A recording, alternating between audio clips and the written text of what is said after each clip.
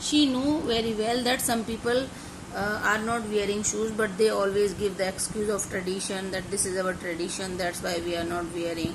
And even she know that this poor condition of the poverty is never going to end, because this was very critical.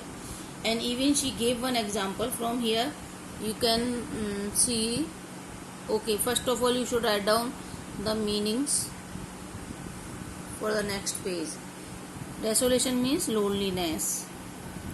And then panting means breathing fast.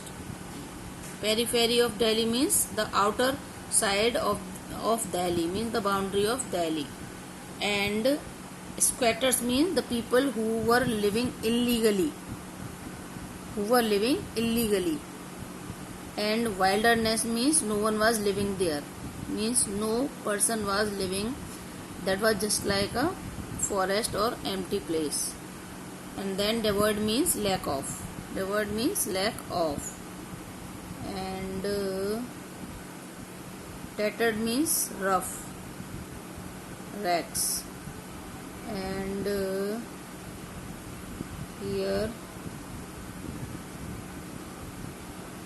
survival means to live. Okay.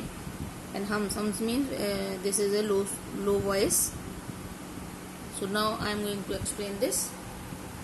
So the writer give one example also from Udupi. Once she has visited one place named Udupi, and one of the priest was living in one temple, and every day he was praying that please God has give me at least such amount of money so I should fulfill the basic needs of my family.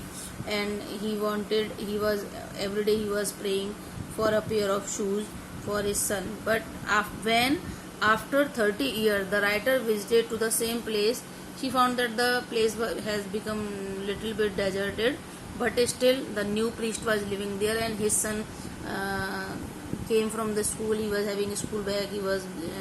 Because he was running, so he was having fast breathing. But thank God he was having pair of shoes.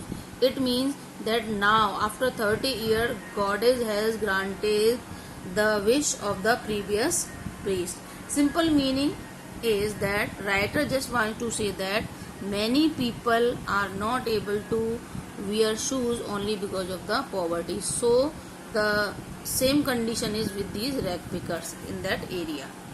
And one day even she visited to Simapuri. Simapuri is the place where Sahib Alam and other rag pickers were living. And there she found that the condition was very poor, because most of the people, they were not having any identity. They came from Dhaka in 1971, and at that time about 10,000 people were there.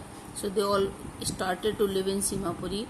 But the condition of Simapuri were very dirty. There was no sewage, no drainage, no supply of water, no supply of electricity.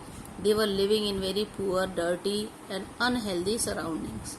But they were not complaining to anyone, because they were not given any facility by the government. But they all were given the ration cards, because they were playing the role of a vote bank for the politicians. That's why still they were happy. They were thinking, if we don't complain to God, if we are having food at night and our stomach is not paining, means if we are able to have one time meal, we thank God and we don't complain to anyone. And 90% people at Simapuri are the rag pickers. And garbage, the heap of garbage is having different meaning for the young children and the adults. For adult, this is a means of survival, and for young children this is full of surprise, because sometimes any child get a 10 rupee note, and he search more and more, because he is hoping that perhaps he can get one more rupee. So this garbage is having a different meaning for the younger people and the younger children and the adult people. For people or the parents, this is the means of survival, this is the source of bread and butter. And but for the children, this is full of surprises, because sometimes they get any broken toy thrown by any other child of the rich family, or sometimes they get any rupee. So they feel very happy. And now I am going to explain the next.